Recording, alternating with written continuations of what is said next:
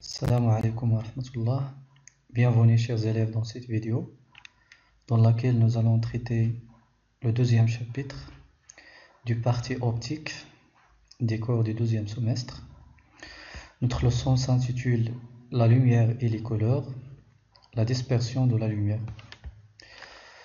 À la fin de cette leçon, vous devez être capable de connaître le phénomène de la dispersion de la lumière blanche et sa reconstitution, connaître le rôle d'un filtre de couleur, savoir qu'une lumière monochromatique ne peut pas être décomposée en un spectre, connaître le résultat de la synthèse des lumières colorées et finalement distinguer la couleur propre et la couleur apparente d'un objet. Nous allons commencer notre leçon par la situation suivante, le phénomène d'arc-en-ciel. Donc ce phénomène d'arc-en-ciel, c'est un phénomène naturel qu'on observe parfois dans le ciel. Comment se forme-t-il et d'où provient-il les différentes couleurs qu'on observe dans un arc-en-ciel? Voici quelques hypothèses données par des élèves. Les couleurs observées dans un arc-en-ciel proviennent de la pluie et du soleil. Les gouttelettes d'eau suspendues dans l'air se vaporisent sous l'action des rayons du soleil et donnent naissance à ces lumières colorées. Les couleurs observées proviennent de la lumière du soleil. Donc ce sont des hypothèses préalables pour interpréter ou bien pour expliquer ce phénomène. Pour vérifier ces hypothèses et pour choisir la bonne, ou bien pour choisir l'hypothèse qui est proche de la réalité. Donc on doit réaliser une expérience, on doit essayer de modéliser ce phénomène d'arc-en-ciel au laboratoire, c'est-à-dire on va essayer de reproduire ce phénomène d'arc-en-ciel au laboratoire. Pour ce faire, donc, on va réaliser l'expérience suivante, dans laquelle nous allons mettre en évidence la dispersion de la lumière blanche. Tout d'abord, on désigne par la lumière blanche la lumière du soleil, par exemple, ou bien la lumière d'une lampe à incandescence, ou la lumière du feu, etc. Donc, dans cette expérience, on va prendre un objet qui s'appelle un prisme. Le prisme, c'est un objet transparent, c'est-à-dire il laisse passer la lumière. Il est soit en verre, soit en plastique. Et il a une base triangulaire. العربية كيتسمى المنشور. D'accord, donc le منشور هو واحد الجسم شفاف كيكون مصنوع إما من الزاج ولا من البلاستيك، كتكون عنده قاعدة مثلثية et il possède deux faces. Donc voici la première face et voici la deuxième face. Dans cette expérience, on va éclairer la première face du prisme par un faisceau de lumière blanche issu d'une lampe à incandescence par exemple, et on place derrière la deuxième face un écran blanc. D'accord? Donc qu'observez-vous lors de cette expérience? Donc la première chose à noter, c'est que le faisceau incident sur la première face, il va se dévier, il va subir une première déviation sur la première face et une deuxième déviation sur la deuxième face du prisme. La deuxième chose à noter, c'est que on va obtenir sur l'écran une série de lumières colorées allant du rouge jusqu'au violet. D'accord? Donc sur l'écran, on va obtenir une bande qui contient différentes lumières colorées. D'accord? Donc on peut distinguer 7 couleurs qui sont indiquées en ordre ici: le rouge, l'orange, le jaune, le vert, le bleu, l'indigo et le violet. D'accord? Alors, comment peut-on interpréter ce résultat? D'où provient-il ces différentes lumières colorées qui émergent de la deuxième face du prisme? En fait, donc la lumière blanche est constituée, ou bien elle est composée de toutes ces couleurs, de toutes ces lumières colorées qu'on observe ici, d'accord? Donc le prisme fait apparaître, ou bien il fait séparer ces différentes couleurs pour qu'elles soient visibles à l'œil. Donc on dit que le prisme décompose ou bien disperse la lumière blanche issue de la lampe, d'accord? دونك الضوء الابيض كيتكون من هاد الاضواء الملونه اللي كنشوفوا هنايا داكوغ دونك فاش الضوء الابيض كيخترق الموشور كيتفكك وتعطينا هاد الاضواء هادو وتيبانوا كاع هادوك الاضواء اللي كيتكون منهم دونك تنقولوا بان الموشور لو بريزم يبدد الضوء الابيض او يفكك الضوء الابيض دونك لو بريزم disperse la lumière blanche, pardon, ou bien il décompose la lumière blanche. Ce phénomène de décomposition de la lumière blanche, elle est appelée scientifiquement la dispersion de la lumière blanche. تبدد الضوء الأبيض أو بمعنى آخر تفكك الضوء الأبيض. Alors, donc lorsque le faisceau de la lumière blanche traverse le prisme, on obtient sur l'écran une série de couleurs allant du rouge jusqu'au violet. On dit que le prisme de verre décompose la lumière blanche. Les principales couleurs qu'on peut distinguer sont le violet, le banafsaji, l'indigo, nélé, le bleu, l'azraq, le vert, le jaune, l'orange et le rouge. D'accord? Donc ces différentes couleurs forment ce qu'on appelle le spectre de la lumière blanche. طيف الضوء الأبيض. هذا الشريط ديال الألوان كيتسمى le spectre de la lumière blanche. طيف الضوء الأبيض وكنسميوه أيضا le spectre visible. الطيف المرئي. D'accord? Donc ce sont les lumières visibles par l'œil. D'accord, les différentes lumières colorées visibles par l'œil. Donc, car il y a des lumières qui ne sont pas visibles par l'œil, comme les infrarouges et les ultraviolets. Donc, en fait, il y a une multitude de lumières colorées dans cette bande. D'accord. Donc, on distingue 7, mais en réalité, il y a d'autres couleurs qu'on n'arrive pas à distinguer à l'œil. C'est pourquoi donc on dit que ce spectre est continu. D'accord? C'est un spectre continu de la lumière blanche. Donc, conclusion, la lumière blanche peut être décomposée en un ensemble de couleurs qu'on appelle le spectre de la lumière blanche grâce à un prisme ou à un autre moyen. Donc, on peut obtenir le même résultat en utilisant d'autres moyens, comme par exemple le réseau de fente, ou bien à l'aide d'un disque compact. القرص المدمج CD يمكن لنا بواسطته نحصلوا على هذوك الأضواء الملونة اللي شفنا هنا. D'accord? Alors, revenons à la question de départ. Comment peut-on interpréter la formation de l'arc-en-ciel?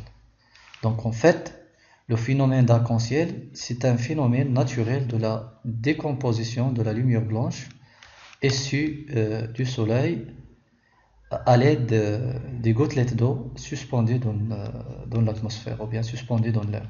D'accord?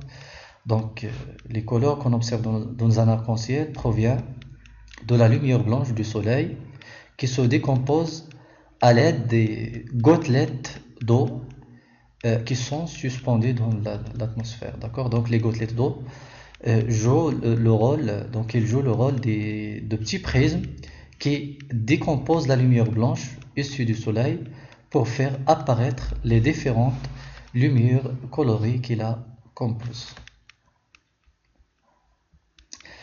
Passons maintenant au deuxième paragraphe, la reconstitution de la lumière blanche ou bien la synthèse de la lumière blanche, c'est-à-dire est-ce qu'on peut faire l'inverse? Est-ce qu'on peut obtenir, ou bien est-il possible d'obtenir la lumière blanche à partir de ces lumières colorées, ou bien des lumières colorées qui constituent le spectre visible? Donc, pour répondre à cette question, nous allons réaliser l'expérience suivante.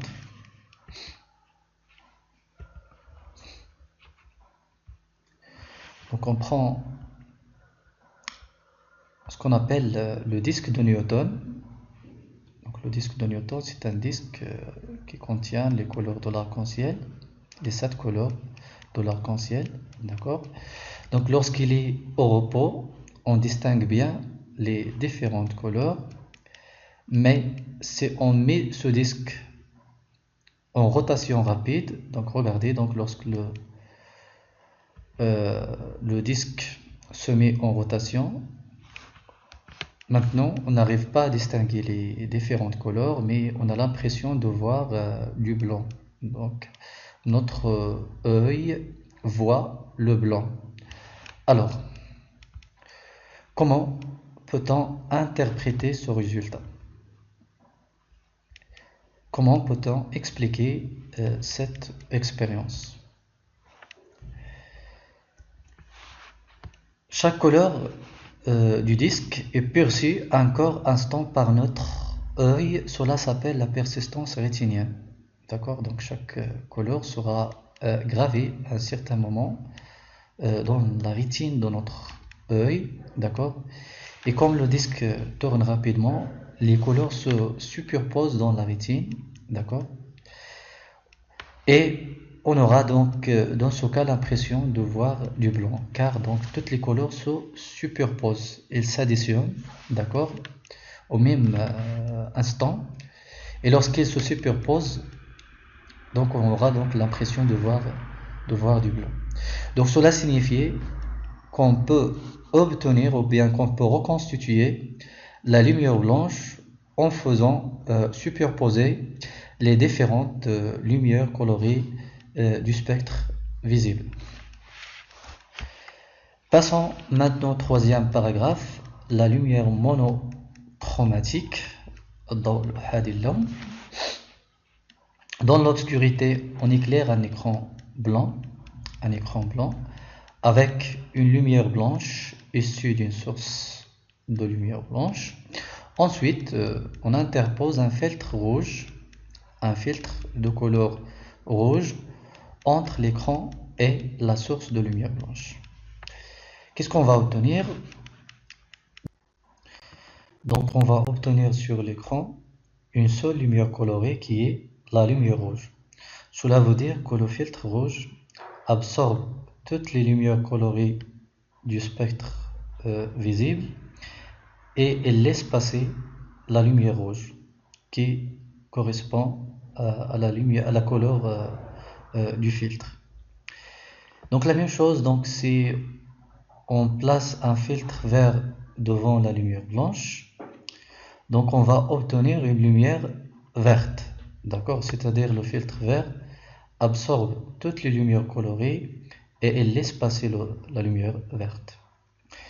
La même chose avec un filtre bleu, il va absorber toutes les lumières colorées et il laisse passer la lumière bleue. En conclusion, donc un filtre coloré, il absorbe toutes les lumières colorées sauf la lumière qui correspond à sa propre couleur et la diffuse. D'accord? Donc il absorbe toutes les couleurs sauf la couleur qui correspond à sa propre, ou bien sauf la lumière qui correspond à sa propre couleur. Et il la laisse passer. Maintenant, si on place un prisme devant le filtre rouge, c'est-à-dire si on éclaire le prisme par la lumière rouge issue du filtre, est-ce qu'on va obtenir sur l'écran un spectre, comme on a vu dans la première expérience?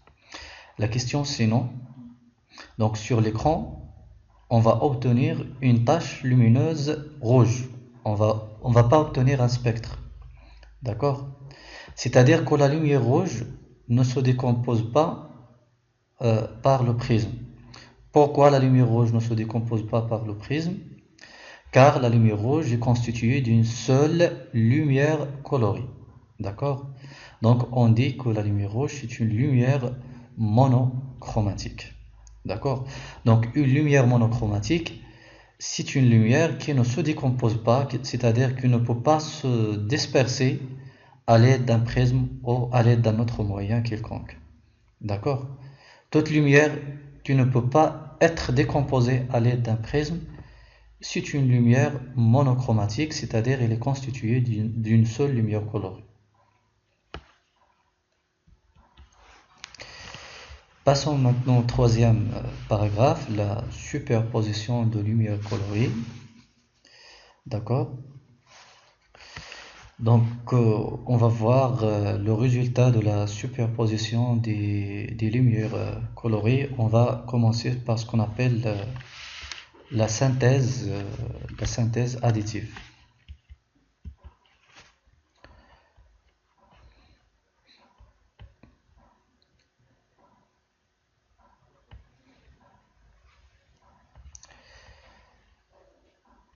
Les trois lumières colorées de base, ou bien les trois couleurs de base, ou bien ce qu'on appelle également les couleurs primaires, sont le vert, euh, le rouge et le bleu.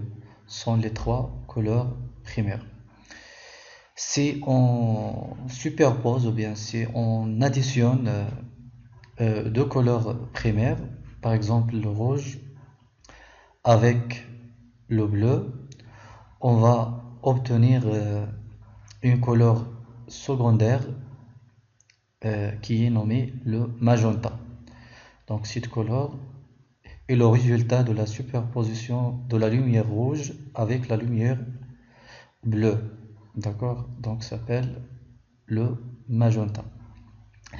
Maintenant, si on superpose le vert avec le rouge, donc le vert avec le rouge donne la lumière jaune. D'accord? Donc la lumière jaune est le résultat de la superposition du vert avec le rouge. D'accord? La superposition du vert avec le bleu dans une couleur secondaire qui s'appelle cyan. D'accord? Dans cette couleur-là, c'est le résultat de la superposition du vert avec le bleu. D'accord? Et si on additionne les trois couleurs primaires, d'accord, donc on va obtenir la lumière blanche. D'accord? Donc en conclusion, la superposition du rouge et du vert dans une lumière secondaire qui est le jaune, la superposition du rouge et du bleu dans une lumière secondaire qui est le magenta, et la superposition du vert et du bleu dans une couleur qui est le cyan. D'accord? Si on joue sur les pourcentages, donc on va obtenir les différentes couleurs, secondaires, d'accord? Mais donc si on additionne ces trois lumières colorées à 100%, donc on va obtenir trois couleurs secondaires qui sont le magenta, le cyan et le jaune. Maintenant, si on additionne les couleurs secondaires, si on fait la superposition des couleurs secondaires, donc voilà ce qu'on va obtenir.